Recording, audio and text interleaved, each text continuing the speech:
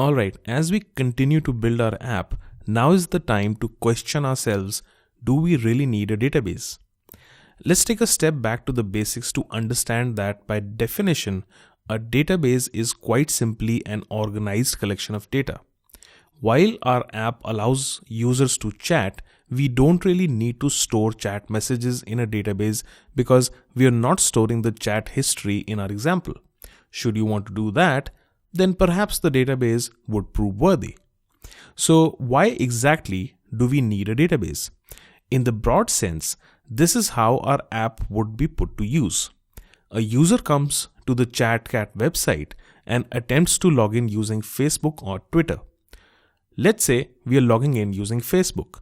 When the user attempts to sign in using Facebook for the first time, what we want to do is grab 3 pieces of information about the user and store it locally in our database.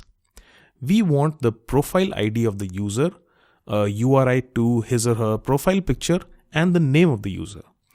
This is analogous to creating an account, and our Node app will store this information locally in the database.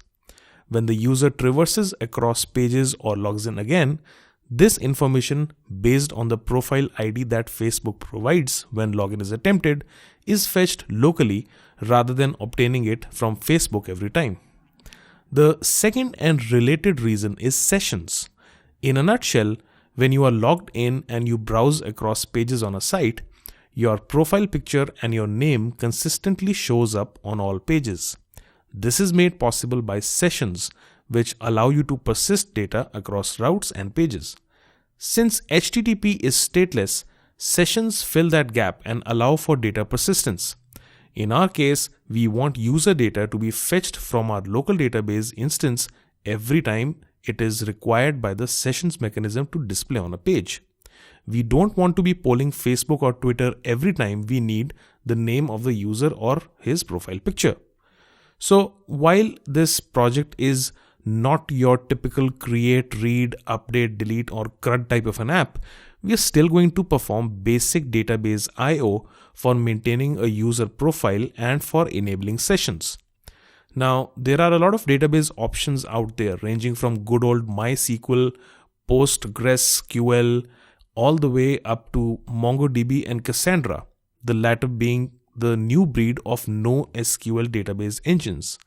For this project, we'll pick MongoDB as our database engine of choice. Part of the reason is that MongoDB is extremely easy to use, and we are going to even make this process simpler by not running a local instance of MongoDB, but instead employing the services of mongolab.com. Mongolab takes the pain away of installing and maintaining our own instance of MongoDB and instead provides us with deployed, ready-to-use instances that we can plug into our Node.js app easily and get all the robustness that we would need and expect from a professional production-ready database instance. So let's set up a free account on Mongolab in the next screencast.